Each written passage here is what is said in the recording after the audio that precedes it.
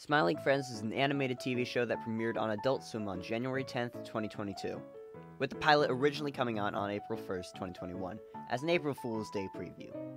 The show has gained a massive audience by not looking and feeling the same as other adult cartoons. No poor-looking attempts at the bland and now derivative Seth MacFarlane style, no constant frowns and stale poses, no, none of that. Smiling Friends is a show that actually celebrates the medium of animation and comedy all at the same time. It's actually a lot like The Amazing World of Gumball, with the fact that it uses multiple animation styles, live-action hybrids, claymation, the works. And look, I'm not going to tell you how funny the show is, because everyone else has already beaten me to the punch, but seriously, I'm not going to go over why Season 1 is great and how it's the funniest adult show probably ever made, and also one of the most creative Adult Swim shows ever made. Now, I'm not going to talk about that. Today, I'm going to talk about Season 2. Season 2 also started off with its first episode being aired on April Fool's Day as a preview, and the full season started its full episode-a-week schedule on May 13th, 2024. So today, I'm going to give my thoughts on every episode of the season. Here we go! And I'm seeing her, I should also tell Tyler to go to hell. I don't know who Tyler is or what that means, but... The season started off with a bang and showing us the show's just inherent love for animation, and more specifically for this episode, gaming. The episode's premise is that Pim and Charlie meet a PS1-looking video game character named Gwimly, who is down on his luck now that his gaming company doesn't want to touch his franchise anymore. So Pim and Alan go to help Gwimly convince the gaming company to reboot his game franchise. Meanwhile, Charlie deals with a challenging, hostile client who doesn't seem to want to cheer up. Right off the bat, this episode displays how creative the entirety of the show is.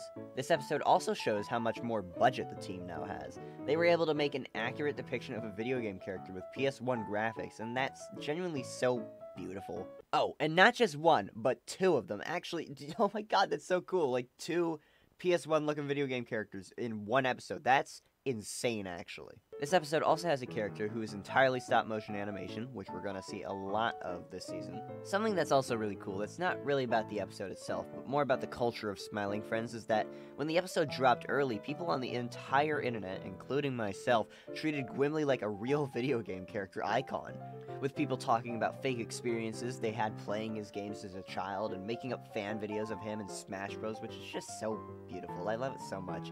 It's like an inside joke that I'm glad to be a part of.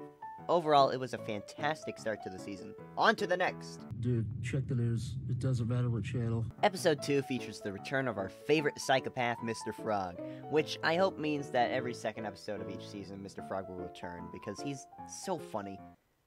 Anyway, this episode isn't my favorite. Like, of course, even if a Smiling Friends episode isn't my favorite, it'll still be funny, and it still is, but overall, it feels messy. The positives of this episode are as follows. The blending of a live-action actor and the animated world is fantastic. Also, the makeup job on the Vice President character is really well done. He still feels like a Smiling Friends character, and he overall fits perfectly into the world. The worms in this episode are also really funny, and are a fantastic expansion of the world in terms of the new side of the Smiling Friends universe. The joke at the end of the episode is really great, and again, Mr. Frog is always the best when he's saying or doing anything. But the main problem I have with this episode isn't really about the writing or the jokes, it's the Vice President character himself. Mostly his actor. It's not like I have anything against Mike Bichetti. Again, he is perfectly integrated into the world, but it's just the way he delivers his lines. A lot of them are kind of hard to understand because either his words are slurred a lot, or he rushes through them really quickly. It might have been a creative choice for comedic reasons, but when I didn't understand what he was saying, I therefore couldn't catch the jokes he was making. Which means it's very awkward when you're expecting a comedic moment and instead you're like, what? Also, Mr. Frog only has like 4 lines in this entire episode. That's fucked up. A flawed but still pretty funny episode. Hey, Editor Bloxo here. I was looking over Mike Bichetti's old like comic, stand-up comedy stuff. Pretty funny, but also I realized that it's just kind of the way he talks. I mean, it's probably also, like, a writing choice, I don't know. I could have also said something like, I don't really love the jokes in this episode, like, they're funny, but they're not all winners for me, personally. I don't love juvenile humor too much, which is this episode's main thing. But, anyway, yeah, just wanted to put that in there. Look, asshole, I'm just wondering asshole? if you're having... Yeah, asshole? Did you call me an asshole? Yes, I did, because you're being an asshole. Episode 3 is all about Alan. none of the other main cast members really show up. Pim and Charlie only appear briefly at the beginning and the end of the episode. Same goes for Gleb and Mr. Boss.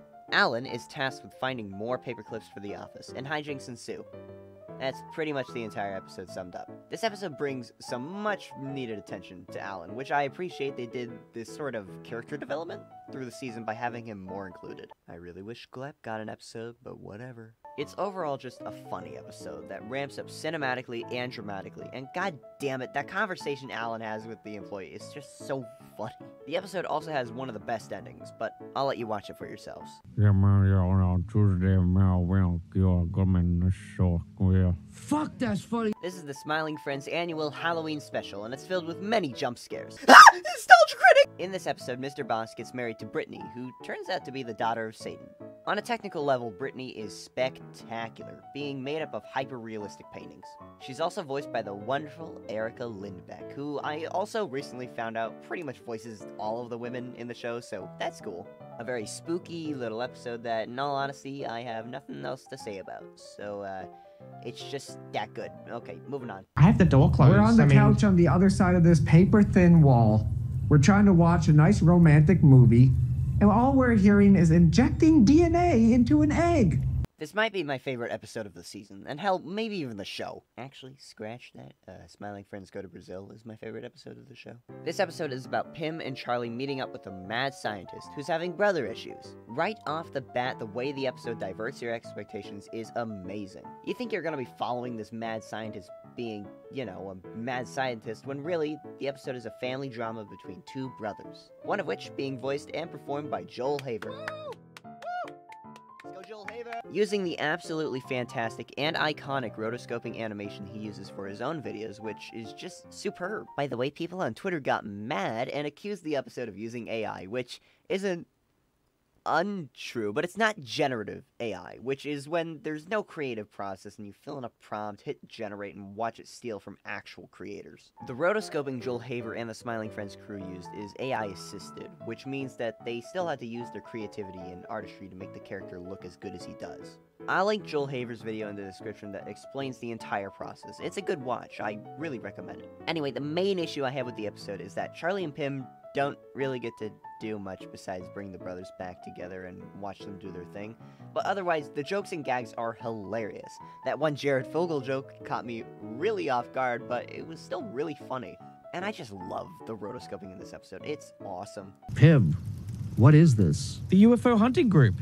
You said last week you were super into UFOs, right? I've never said anything like that in my entire life. Oh, maybe that was Gleb. This episode is about Charlie, Pim, and Bill getting abducted by aliens, not getting eaten, partying hard with the aliens, and then going back home. Spoilers, but I cried when Bill decided to live with the aliens instead of going back to Earth. So emotional. The animation alone in this episode is fantastic. Fillmore being a character that has really smooth lip syncing that was even in the storyboards. The stop motion aliens and the psychedelic sequence was just mwah, chef's kiss. Mwah, mwah, mwah, mwah, mwah. And in my personal opinion, I think the ending to this episode is just the best ending in the show.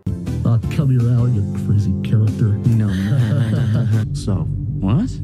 I don't remember doing that. This episode is crazy, but maybe a bit too crazy at times. It mainly follows Pim and Mr. Boss going to Spamtopia, a land where everything is distorted and random. Meanwhile, Charlie, Alan, and Gleb have to look over Mr. Boss's son, which is the funniest stuff in the episode. I think Spamtopia has some excellent world-building implications for the Smiling Friends universe. However, I also think the ending to the Spamtopia adventure was a bit hard to understand on the first viewing. Like, on rewatch I understood and enjoyed it, but it was just so crazy I didn't catch it, if that makes any sense. I don't know, it was a fun episode regardless, but I also thought it was fucked up that they fired my boy Tyler. He did nothing wrong, so fucking stupid of Mr. Boss to do that. Hey, Rotten! It's me, man! It's Bill Nye, the, science guy, man! And now, for our final episode, where of course, Pim finally turns green. Also, Dana Snyder voices the snowman. I think this episode is beautifully paced. It takes its time, which is impressive for an 11-minute episode, and it has a bunch of really funny jokes and cute character moments. The claymation on Rotten the Snowman feels like if Aardman was dirtier, which I love. Oni plays voices a character, and this episode being the last of the season felt really rewarding to watch. In more ways than one. I thought she died in a bulldozing accident, Zach. Yeah, hack. Smiling Friends was greenlit for a season 3, which I'm so happy about because Smiling Friends is what I want in adult comedy. No aggressive violence, sex, and swearing for shock value, lots of impressive animation with love and care put into it, and of course, actually funny jokes. You don't understand how little there is of that right now in adult animation, I swear to God. I hope that they keep making Smiling Friends if Zach and Michael want to keep making it, because it truly is something special. And what a better time to say smiles to you than for a show literally called Smiling Friends. Anyway, smiles to you. Please watch this show. 10 out of 10. Also, here's how I rank every episode of the show. 17, Mr. President. 16, The Magical Red Jewel. 15, Shrimp's Odyssey. 14, A Silly Halloween Special. 13, The Boss Finds Love. 12, Who Violently Murdered Salty. 11, Charlie Dies and Doesn't Come Back. 10, Frowning Friends. 9, Enchanted Forest. 8, The Pilot. 7, Gimli. 6, An Allen Adventure. 5, Charlie, Pim, and Bill vs. the Alien. 4, Mr. Frog. 3, Pim Finally Turns Green. 2, Brother's Egg. And number 1, Smiling Friends Go to Brazil, of course. By the way, the ranking doesn't actually matter. All of the episodes are great and funny. Anyway, bye!